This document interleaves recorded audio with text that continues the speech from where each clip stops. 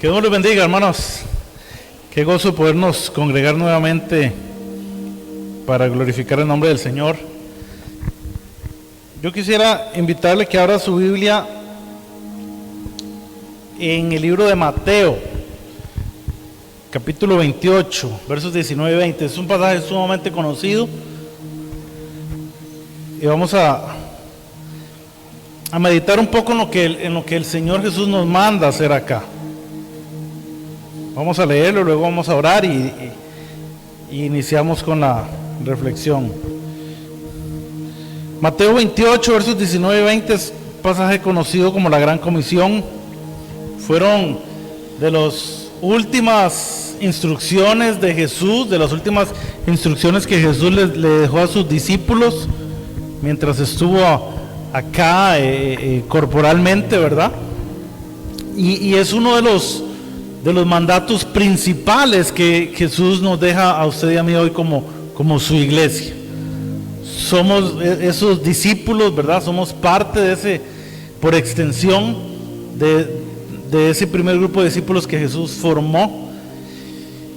Y dice así el texto: por tanto, id y haced discípulos a todas las naciones, bautizándolos en el nombre del Padre, y del Hijo y del Espíritu Santo, enseñándoles que guarden todas las cosas que os he mandado. Y he aquí yo estoy con vosotros todos los días hasta el fin del mundo. Amén. Padre, te damos muchas gracias por tu bendita y preciosa palabra. Gracias, Señor, porque nosotros estamos incluidos en los destinatarios de esa palabra. Tú le declaraste esas palabras a tus discípulos y somos parte de esos discípulos a los cuales tú estás enviando con una misión, con una tarea, con un mandato, Señor. No es una opción para nosotros, es una obligación ir y hacer discípulos. Y hoy queremos, Señor, meditar en estos minutos que tenemos sobre esa tarea que tú nos has encomendado. Ser discípulos para ir y hacer otros discípulos, de forma que tu reino crezca acá en la tierra, que el evangelio de Jesucristo se expanda, que más y más personas, Señor, lleguen a conocerte para la honra y gloria de tu nombre. Te pedimos, Señor, que tú nos hables, que dirijas este tiempo, que seas tú el que hable, Señor, y que podamos escucharte atentamente lo que tú tienes para nosotros. Te lo pedimos en el nombre de Jesús. Amén. Hermanos, este pasaje tan conocido es uno de los propósitos por los cuales usted y yo estamos acá. Hay al menos 5 propósitos, ¿verdad? Lo hemos comentado varias veces. 5 propósitos por los cuales el Señor nos creó y aún nos tiene acá. Dios nos creó para adorarle a Él, nos creó para compartir como familia, nos creó también para que seamos formados, discipulados conforme a las enseñanzas suyas. Pero Él también nos creó con el propósito de servir. Nos dio dones y talentos para ponerlos al servicio de los santos, dice la palabra del Señor. Pero Él también nos creó con el propósito, con la misión de alcanzar a otros, de anunciar el mensaje de salvación que Jesucristo nos vino a dar a través de su vida, muerte y resurrección.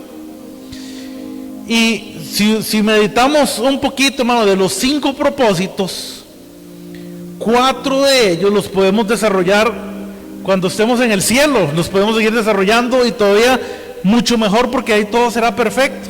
Allá la adoración aquí es imperfecta, allá va a ser perfecta. Allá vamos a tener una comunión perfecta unos con otros y con el Señor. Vamos a seguir aprendiendo, directamente enseñados por el Señor, imagínense.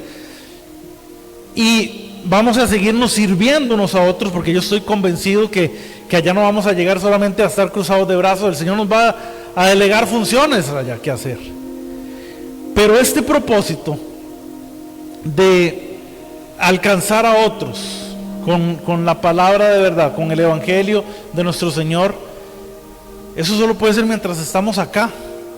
Cuando el Señor venga y nos lleve con Él, ya se habrá cumplido el tiempo de poder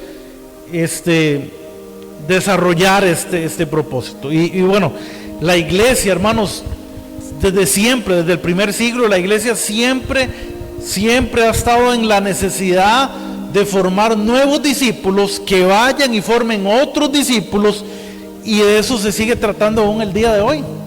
Por eso el mandato es: vayan y hagan discípulos, formen discípulos, prepárenlos, capacítelos. ¿Con qué intención? Con el fin de enviarlos también para que ellos repliquen el mismo modelo de Jesús y que crezcamos, que cada vez seamos más personas como parte de esa familia en Cristo. Ese es el llamado de cada cristiano, hermano. No es un llamado específico solamente para evangelistas, para pastores, para maestros. Es un llamado, es un mandato para cada cristiano. El Evangelio es un mensaje que compartimos, pero no es un mensaje solamente para recibir, porque un día, usted y yo estamos acá porque un día recibimos ese mensaje. Un día alguien compartió ese mensaje con nosotros, lo recibimos, pero no es un mensaje solamente para recibir, es un mensaje también para ser proclamado. Es un mensaje para anunciar también, para compartir. Pero ese mensaje no es solamente un mensaje, en realidad es una persona. El Evangelio es una persona y es Cristo. Amén. Es Cristo. Entonces, el compartir ese mensaje, que es un mandato que tenemos, en realidad se trata de compartir a Cristo, de dar a conocer a Cristo. El Señor quiere que usted y yo le conozcamos, pero también quiere que le demos a conocer a otros. Entonces, compartir el Evangelio es compartir a Cristo, es darle a conocer a Él a las demás personas. Quiero leer una definición que me encanta. Dice que una vida centrada en el Evangelio rendirá todo al Evangelio, entregará cada momento, oportunidad y recurso a la misión de Dios. Lo voy a leer de nuevo para que lo saboree más. Dice que una vida centrada en el Evangelio rendirá todo al Evangelio y entregará cada momento, cada oportunidad y cada recurso a la misión de Dios. Podríamos decir que esta es la definición, hermanos, de un verdadero discípulo. Es alguien cuya vida está completamente rendida al Evangelio, que todo lo va a hacer y lo va a entregar por la causa de ese Evangelio, de esa misión que es Cristo mismo. En el ministerio de Jesús, hermanos, ustedes recordarán que hubieron muchos discípulos, hubo muchas personas que siguieron a Jesús. No eran solamente los 12 que estaban ahí más cercanos, ¿verdad? Habían muchos más.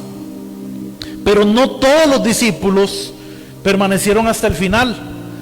Bueno, incluso del círculo de los 12 más cercanos, sabemos que uno se perdió. Bueno, ya estaba escrito así, pero uno se perdió. Y del grupo más grande hubieron varios que en un momento determinado decidieron a partir de ese momento no seguir más a Jesús. No todos permanecieron hasta el final. No todos los discípulos permanecieron hasta el final. De modo que pudiera alguien llamarse discípulo y realmente no ser un verdadero discípulo delante de Dios. Y esto no es una cosa menor, hermanos. Esto es vital en nuestra vida como cristianos. Esta definición que yo leí de esa vida, que una vida centrada, totalmente enfocada en el Evangelio, va a ser capaz de rendir todo lo que tiene en su vida el Evangelio. Ese discípulo, esa clase de discípulos, hermanos, si lográramos producir discípulos así, totalmente centrados y rendidos al Evangelio, tendríamos una gran parte o quizás todo el problema resuelto, de todo el problema de la vida, resuelto, si lográramos producir esa clase de discípulos. Y esto según algo que el mismo Jesús enseñó, que está registrado ya en el libro de Lucas capítulo 6. Jesús dijo que el discípulo, cuando es bien enseñado, es igual a su maestro. Es igual a su maestro. Cuando el discípulo es bien instruido, bien enseñado, llega a ser igual a su maestro. Entonces, hermanos, tal vez la debilidad ha estado en la manera en cómo hacemos, en cómo hemos producido esos discípulos, o tal vez en la calidad de los discípulos que hemos producido. Porque en la realidad, tristemente, nos damos cuenta que no estamos produciendo esa clase de discípulos, de que tengan una vida totalmente centrada, enfocada, rendida al Evangelio. Hay algo ahí que no encaja, que no está completamente según lo que Jesús quisiera de nosotros. Entonces, deberíamos preguntarnos qué se necesita entonces, qué debemos hacer, qué se necesitaría para formar esa clase de discípulos. Y yo quisiera entonces que nos enfoquemos en un pasaje de Pablo, una de las cartas de Pablo en 2 de Corintios capítulo 5. Vamos a meditar en ese texto. 2 de Corintios capítulo 5 del verso 9 al 17.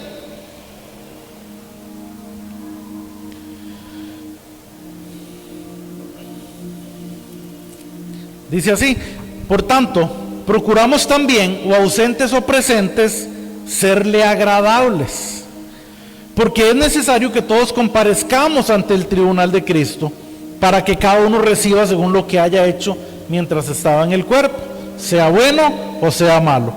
Conociendo pues el temor del Señor, persuadimos a los hombres, pero a Dios le es manifiesto lo que somos, y espero que también lo sea vuestras conciencias.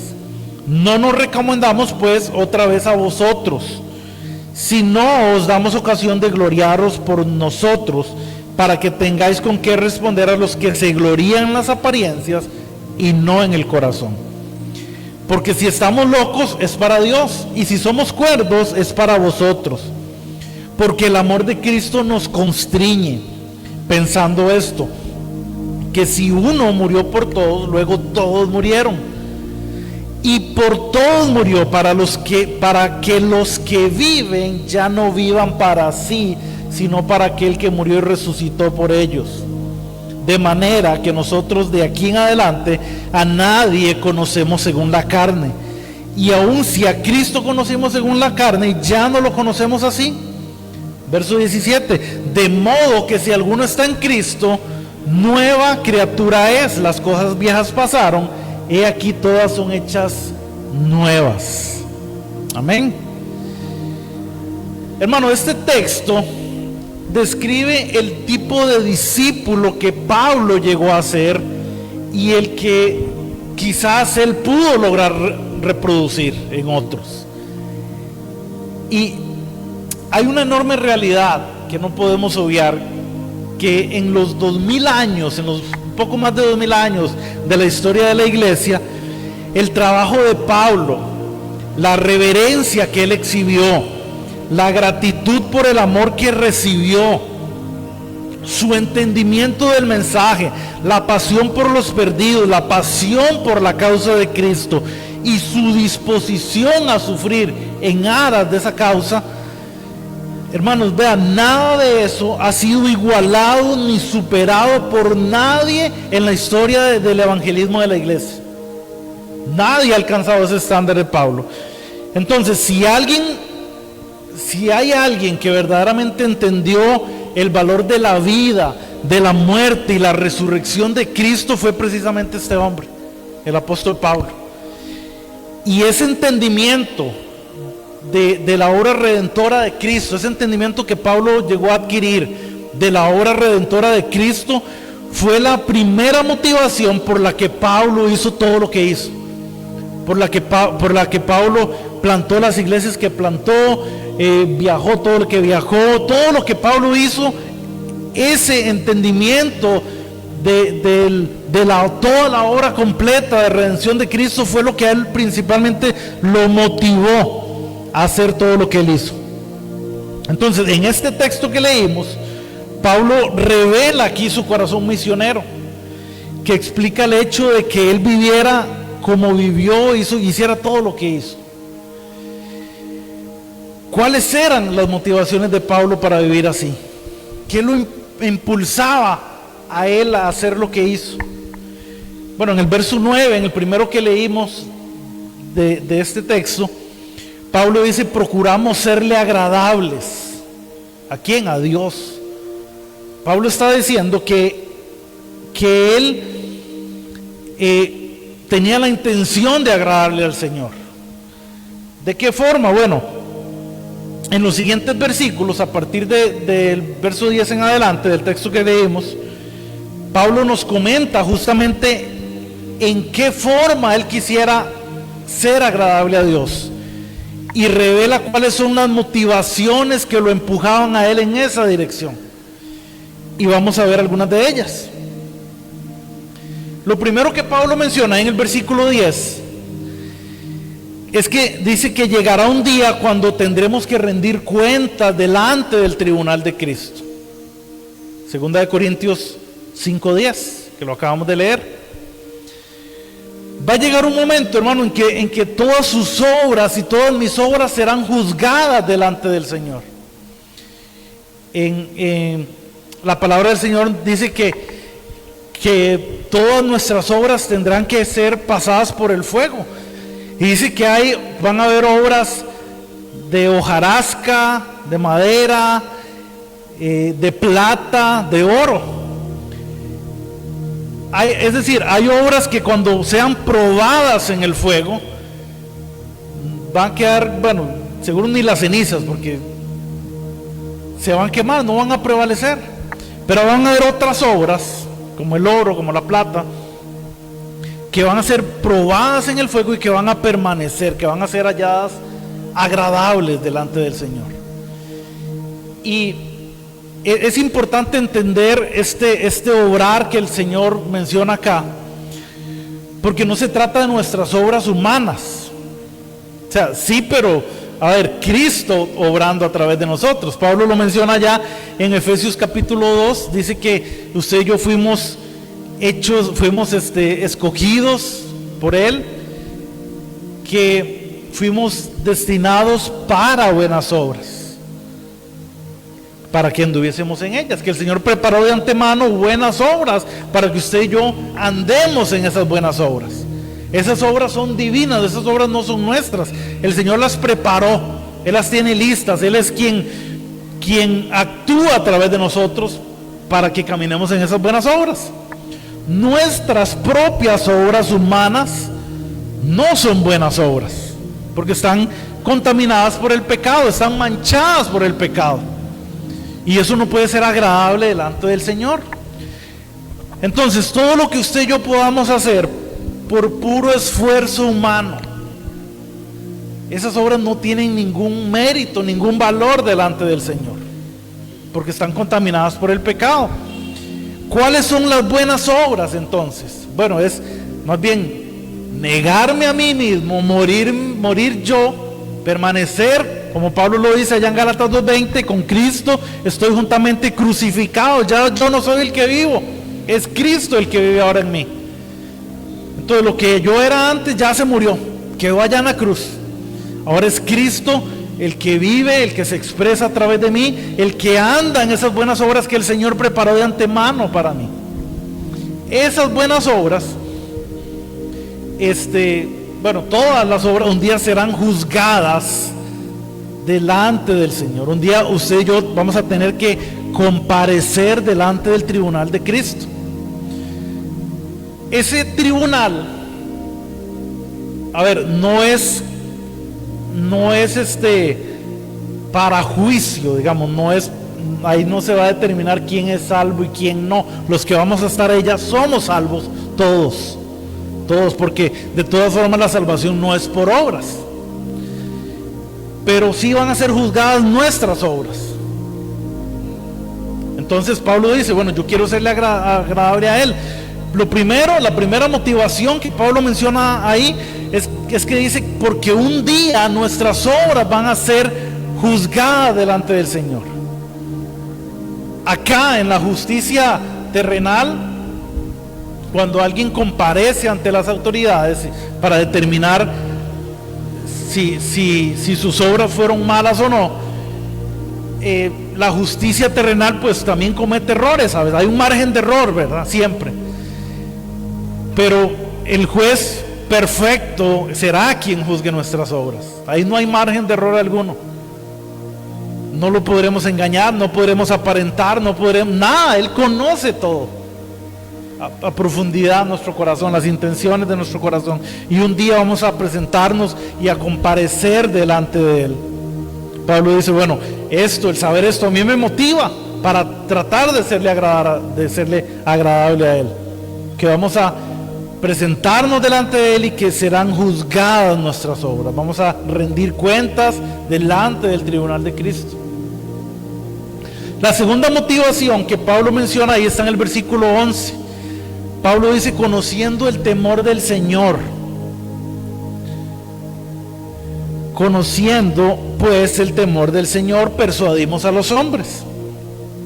Esta frase que Pablo menciona acá, el temor del Señor, está hablando de un temor reverente, está hablando de esa admiración, de ese asombro, de esa reverencia que usted y yo debemos tener ante la majestad, ante el poder, ante la santidad de Dios. Es maravillarnos delante de quien Él es, asombrarnos de su grandeza, de su poder, de su santidad. Pablo dice, bueno, conociendo ese temor del Señor, persuadimos a los hombres. Persuadimos, es como convencer a los hombres. Y Pablo acá estaba, Pablo dedicó su vida a hacer algo que a él mismo le ocurrió, y fue que precisamente él fue persuadido por Cristo. Pablo era perseguidor de la iglesia, ¿se acuerdan? Era enemigo de Dios, igual que usted y yo lo éramos antes. Y Pablo en un momento determinado fue interceptado por Cristo camino a Damasco, y ahí él fue persuadido por Cristo. El Señor le convenció, lo atrapó, y Pablo fue persuadido, fue convencido por el amor de Cristo, fue convencido por su santidad, por su poder, por su gloria. Él fue persuadido por todo esto, y entonces ahora él está tratando de persuadir a los hombres. Está trabajando en hacer más y más discípulos de Cristo. De la misma forma en que él fue persuadido por Cristo, entonces él ahora está dedicado a persuadir a otras personas también para Cristo. Quizás, hermanos, la fuerza misionera de la iglesia hoy en día no es más grande, tal vez no tiene el impacto que debería tener, porque tal vez no tenemos la suficiente persuasión o convicción. Tal vez no estamos lo suficientemente convencidos del poder del evangelio y de la necesidad de predicarlo para que otros crean. Tal vez no estamos tan persuadidos de esto. O tal vez, debido a la débil comunión que tenemos con el Señor, no hemos experimentado el poder del evangelio con la suficiente fuerza para hacernos morir a nosotros mismos. No es que el evangelio no tenga ese poder, pero tal vez no lo hemos experimentado de esa forma, porque no lo podemos experimentar de lejos. Es solo en la intimidad, en la comunión cercana, constante con el Señor, que podemos experimentar verdaderamente todo el poder que el evangelio tiene y quiere ejercer sobre nosotros, hasta el punto de hacernos morir a nosotros mismos, para que ya no vivamos para nosotros mismos, sino para aquel que murió y resucitó por nosotros, como Pablo lo menciona más adelante en el mismo texto. Tal vez nos sentimos cómodos y seguros porque somos salvos y estamos tan enfocados en nosotros mismos que de pronto ha dejado de preocuparnos el destino de otras personas. Tal vez no nos preocupa tanto por los demás. Pablo dice, yo estoy persuadido, yo he sido persuadido por Cristo, de tal forma que yo, conociendo el temor del Señor, conociendo la majestad de Dios, conociendo su grandeza, su poder, su santidad, conociéndolo a Él, conociendo su misericordia, conociendo todo del Señor, conociéndolo íntimamente, conociéndolo cada vez más profundamente, yo por lo tanto me dedico a persuadir a los hombres, a convencerlos, para que ellos también le puedan conocer y experimentar de la forma en que yo lo estoy haciendo. Pablo era incansable en esto, hermanos, de la misma forma que él fue alcanzado, persuadido, convencido por Cristo. Él ahora dedica su vida entera para perseguir y alcanzar y convencer a otros también por Cristo. Esto lo motivaba a Pablo también. Era una motivación poderosa en él.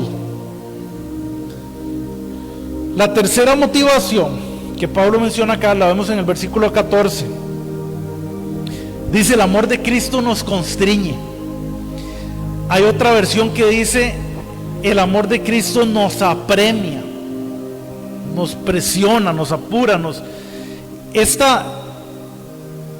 la palabra que Pablo usa acá, que se traduce como constriñe, como apremia en otras versiones, se podría traducir como controla.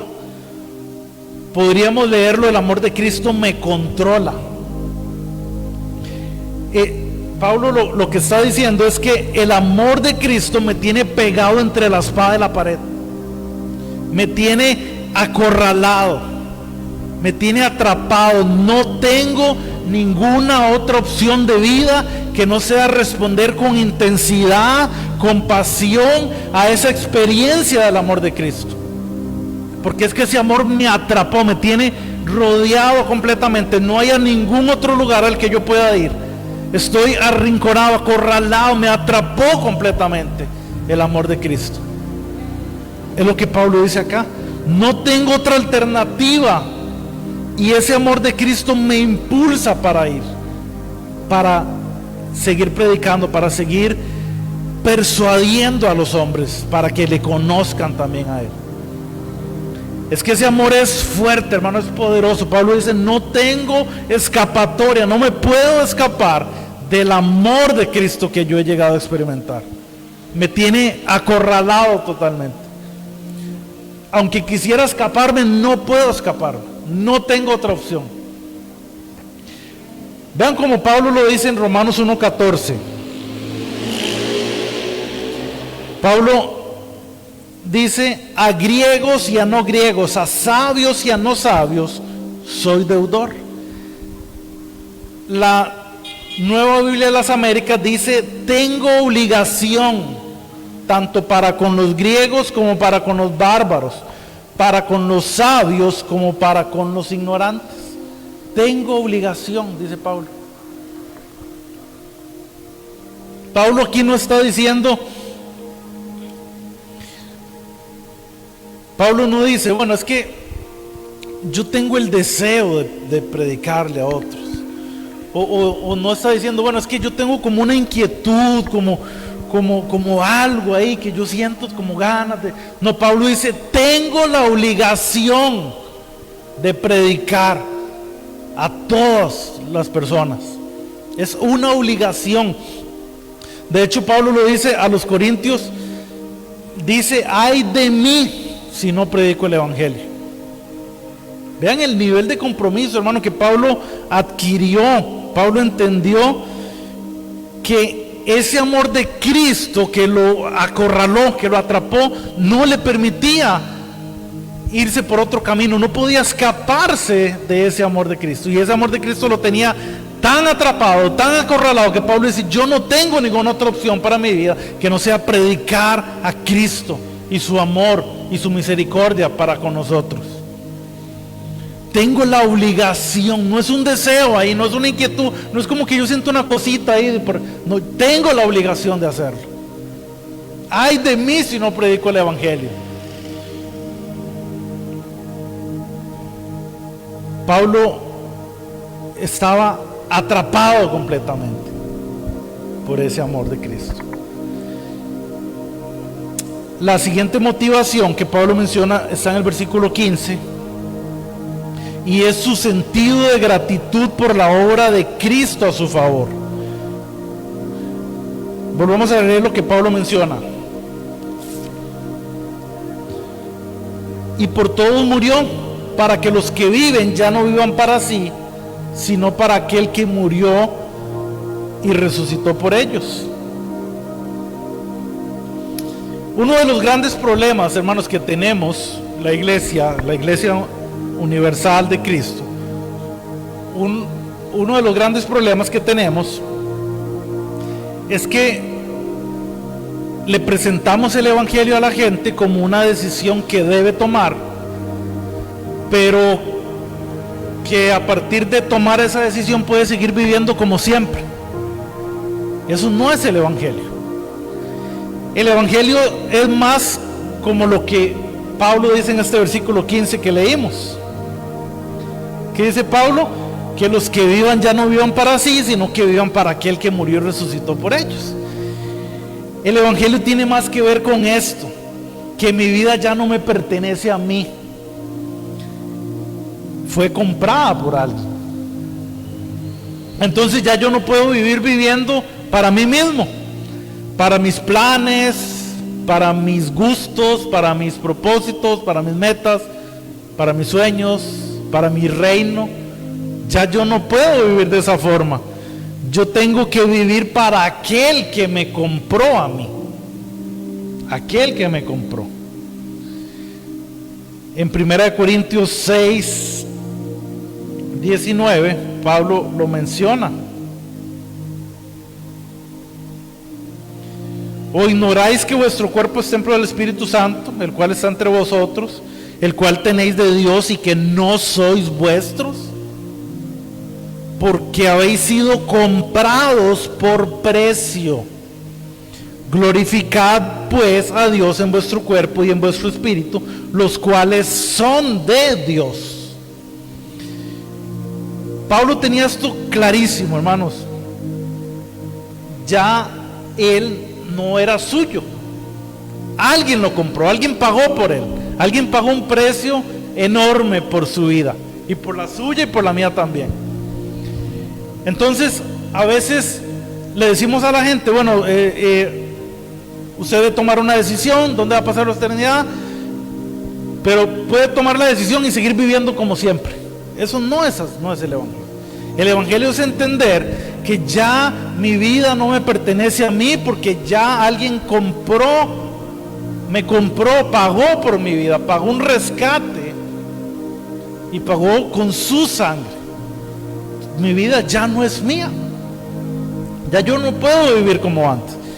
Entonces, Pablo experimentó un sentido enorme de gratitud al saber que él era esclavo del pecado, y que ese que lo compró pagó por su libertad, lo compró para hacerlo libre.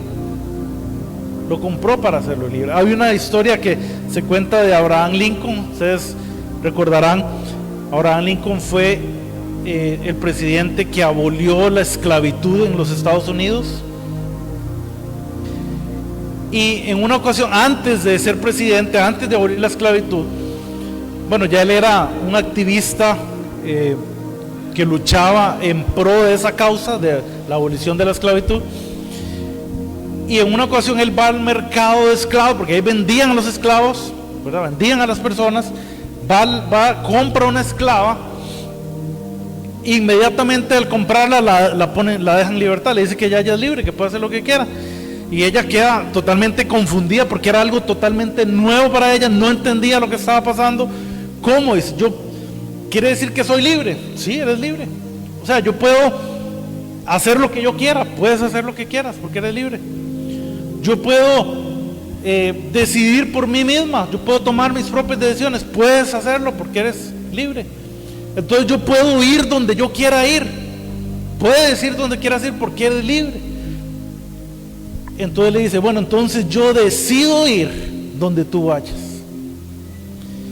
Y Pablo entendió que esa libertad en Cristo, tenemos ahora la libertad de seguir a Cristo, de imitarlo a Él, de renunciar a lo que somos para permitirle a Él que Él haga lo que quiera hacer en nuestra vida.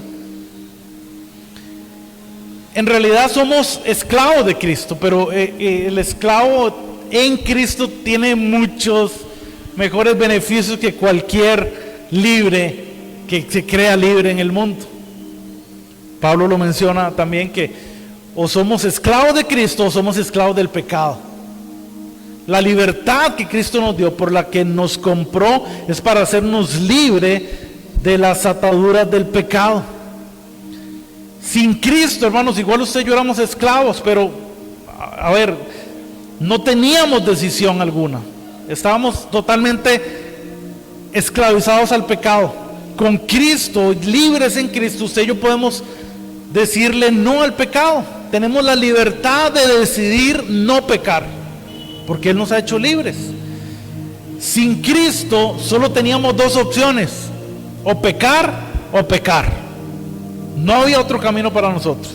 Cristo pagó por nuestra libertad. Pablo entonces comprende eso y él tiene un enorme sentido de gratitud. Pablo experimenta un sentido de gratitud de que alguien lo ha dejado libre del pecado, libre incluso hasta de la ley, porque ya hubo alguien que cumplió la ley por él, que él no podía cumplirla.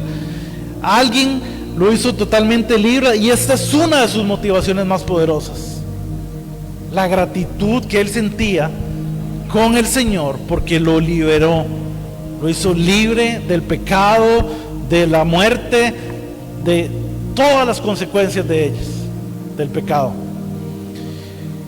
Entonces, si nosotros tuviéramos ese nivel de comprensión, hermanos, como lo tuvo el apóstol Pablo, ese nivel de gratitud, sabiendo que nosotros estábamos condenados, había una condenación, había un veredicto contrario en contra nuestra, y estábamos condenados a una eternidad sin Dios. Estábamos muertos en nuestros delitos y pecados, y el Señor vino a cambiar esa eternidad, a cambiar ese veredicto. Vino a traer libertad a nosotros. Si comprendiéramos eso de la forma en que lo hizo Pablo y tuviéramos ese nivel de gratitud, hermanos, entenderíamos que no hay nada, o sea, que lo mínimo que pudiéramos hacer es vivir completamente dedicados a Él. ¿Cómo es posible, hermanos, que el Señor, que Cristo, Dios mismo, pudo morir por mí y yo no esté dispuesto a vivir por Él? Pablo, ¿se acuerdan cuando estuvimos estudiando el capítulo 2 de Filipenses hace unas semanas atrás? En Filipenses 2, cuando Pablo menciona que Cristo, que siendo Dios, que no estimó el ser igual a Dios como cosa que aferrarse, sino que Él se despojó a sí mismo, se humilló a sí mismo, tomó forma de siervo, fue hecho semejante a los hombres, y que estando en esa condición de hombre se humilló hasta la muerte, y en muerte de cruz. Él se despojó totalmente de su gloria para venir y encarnarse en un hombre y vivir la vida que vivió, morir de la forma que murió y resucitar al tercer día para darnos libertad a nosotros, para pagar por nuestro rescate, para pagar el precio que había con la justicia de Dios. Teníamos una deuda con la justicia de Dios que no podíamos pagar. Bueno, Cristo la pagó por medio de su sangre. Pablo, entendiendo esto, Pablo dice, bueno, yo estoy tan agradecido con el Señor, yo estoy tan, esto me ha cambiado, me ha impactado tanto, que ahora yo entiendo que ya yo no vivo, no debo vivir, no puedo vivir para mí mismo, sino que yo ahora tengo que vivir para aquel que murió por mí. Y esa cosmovisión, esa comprensión deberíamos tenerla todos nosotros, cada creyente. Entender que ya no podemos vivir para nosotros mismos, sino para aquel que pagó por nosotros, que le pertenecemos a Él.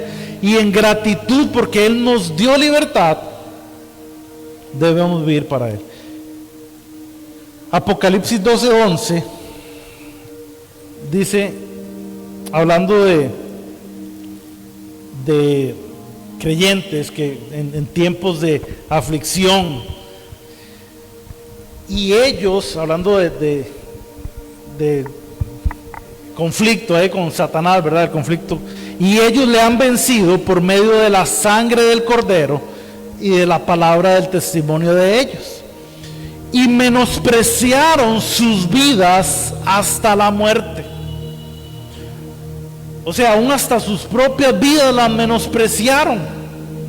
No tenían, ni siquiera sus vidas eran tan importantes como el hecho de entregarse y vivir completamente para aquel que había pagado por sus vidas. Menospreciaron incluso sus vidas. Ya ellos no tenían ningún problema en entregar sus vidas, porque es que ya sus vidas no les pertenecían, porque ya las habían entregado mucho tiempo antes a Cristo. Nosotros hemos confesado, hermanos, que le pertenecemos a Él, que nuestras vidas le pertenecen a Él. Lo confesamos con nuestra boca, pero muchas veces con la forma en que vivimos estamos diciendo otra cosa. Muchas veces le decimos, Señor, te pertenezco, soy tuyo, pero con nuestra forma de vivir, con nuestras acciones, que estamos poniendo como rebelándonos en contra de nuestro amo, de nuestro Señor, de aquel que nos compró. Bueno, Pablo no le pasaba esto, hermanos. Pablo de verdad, él comprendió, pero no solamente lo comprendió, sino que vivió de esa forma, que ya él no vivió más para sí mismo, sino que dedicó su vida a vivir para aquel que le compró, para aquel que murió y resucitó por él. Pablo sabía que no responder viviendo por Cristo sería una señal de total ingratitud. Pablo estaba agradecido por lo que Cristo hizo en él. La quinta motivación y última que vamos a mencionar, que Pablo tenía para ser y hacer discípulos, es la nueva perspectiva adquirida como nueva criatura. En los versículos 16 y 17, 2 Corintios 5, 16, que es nuestro texto, de manera que nosotros de aquí en adelante a nadie conocemos según la carne, y aun si a Cristo conocimos según la carne, ya no lo conocemos así. Es decir, lo que Pablo dice es, antes, cuando éramos inconversos, habíamos escuchado hablar de Cristo, teníamos tal vez un concepto, alguna idea de Dios, pero eso lo conocíamos en la carne. Ahora que estamos en Cristo, ya no lo conocemos así. Ya ahora no lo conocemos según solamente nuestra carne. Ahora, por medio del Espíritu tenemos comunión con Él.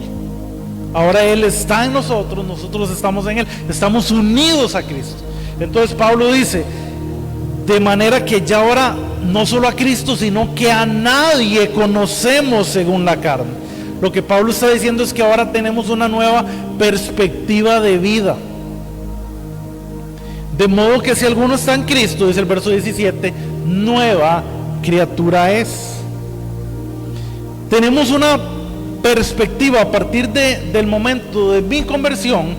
Me ha sido otorgada una nueva perspectiva de vida. Y si eso no está ocurriendo, o sea, si yo sigo viendo la vida como antes de estar en Cristo,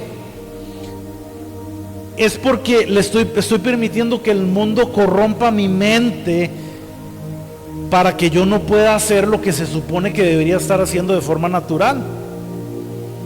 Si estoy viendo todas las cosas como antes de estar en Cristo, algo malo está pasando ahí. Mi mente está contaminada por lo que el mundo me dice.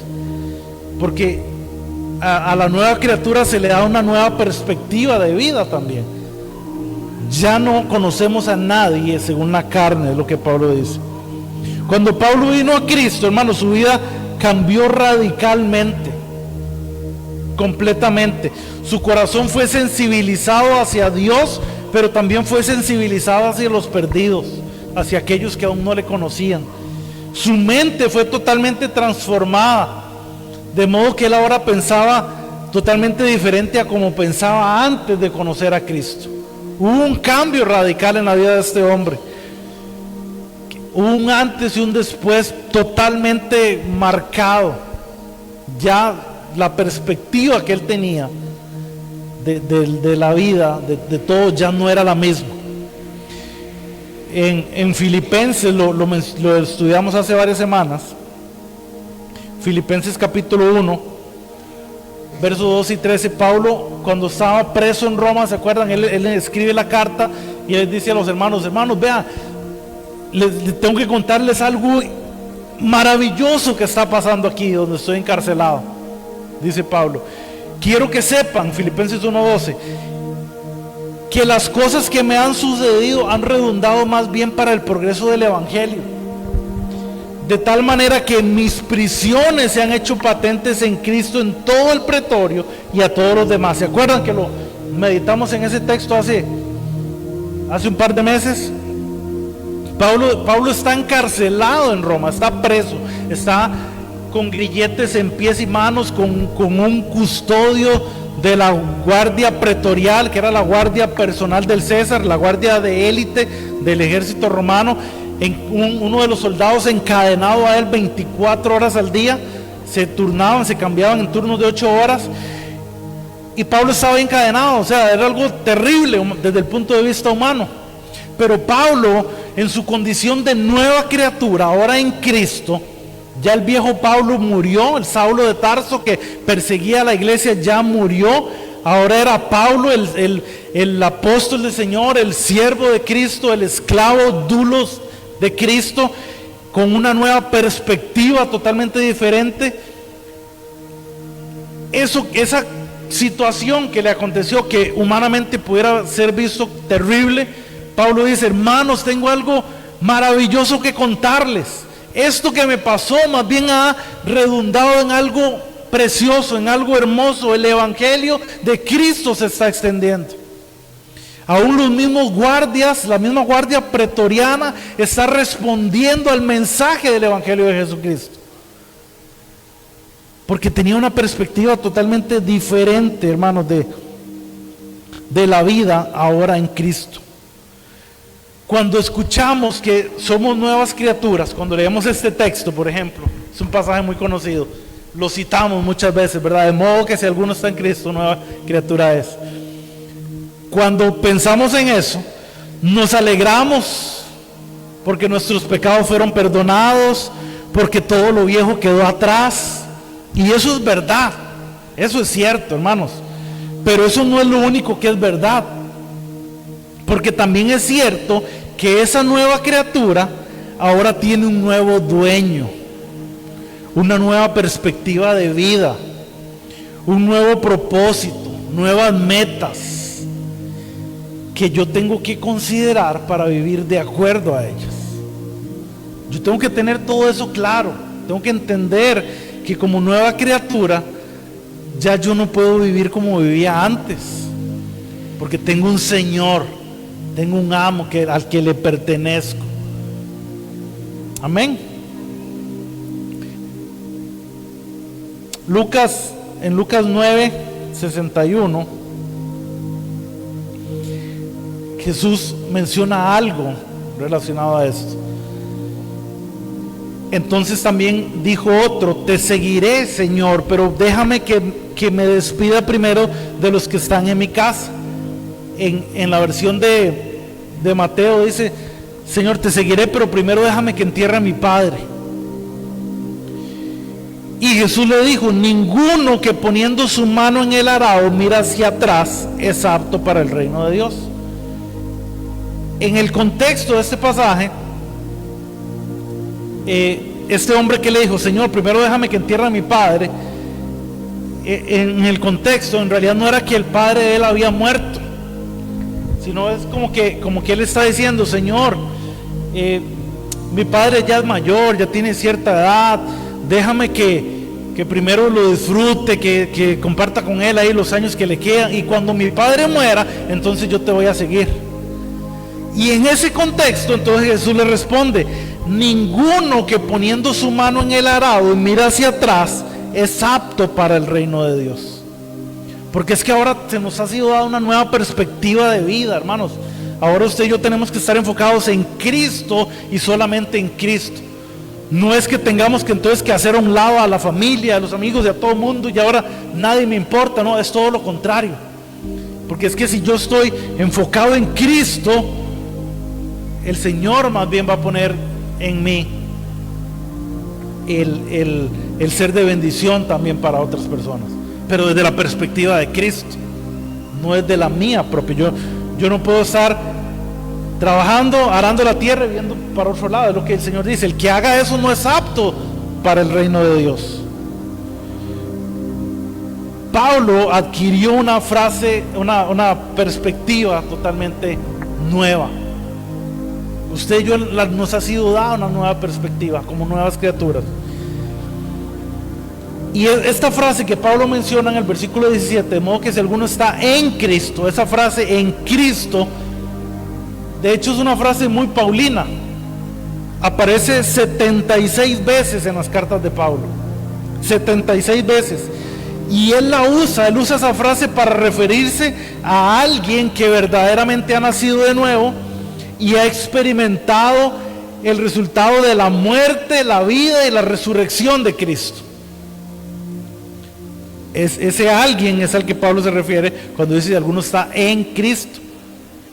Entonces, muchas veces vemos personas que han sido alcanzadas por el Evangelio, pero que no viven el Evangelio, porque el mundo ha corrompido esa nueva perspectiva que el Señor nos ha otorgado como nueva creación suya.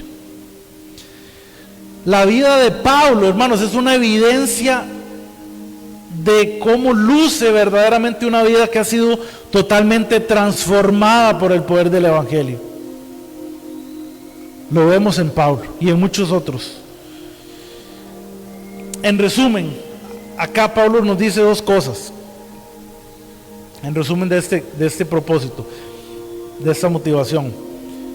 Primero, que ya no podemos seguir viviendo por nosotros mismos, porque hemos sido comprados a precio de sangre.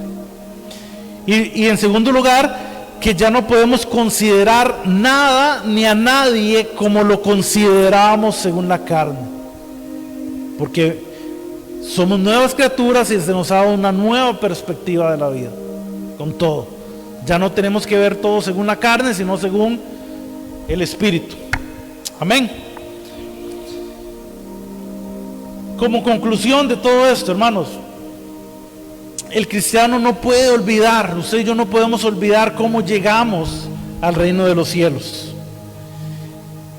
Y el camino, el acceso es porque Cristo escribió ese evangelio con sangre. Con sangre, ese sangre fue el precio que Él pagó por nosotros, por nuestra redención. No se nos puede olvidar eso, que no nos pertenecemos a nosotros mismos, que le pertenecemos a Él, que Él es nuestro dueño, Él es nuestro Señor, que ya yo no puedo vivir enfocado en mí mismo, no puedo vivir persiguiendo mis metas, mis anhelos, no, nada, porque yo no soy mi dueño. Yo tengo un dueño, tengo un Señor, le pertenezco a Él y ya yo debo vivir para Él. Y no se nos puede olvidar, hermanos, que el Evangelio no es solamente un mensaje, es una persona, es Cristo, es la persona de Cristo. Y por eso ese mensaje lo debemos vivir. Es la vida de Cristo en mí. Ya yo no debo vivir para mí, sino para Cristo, que murió y resucitó por mí.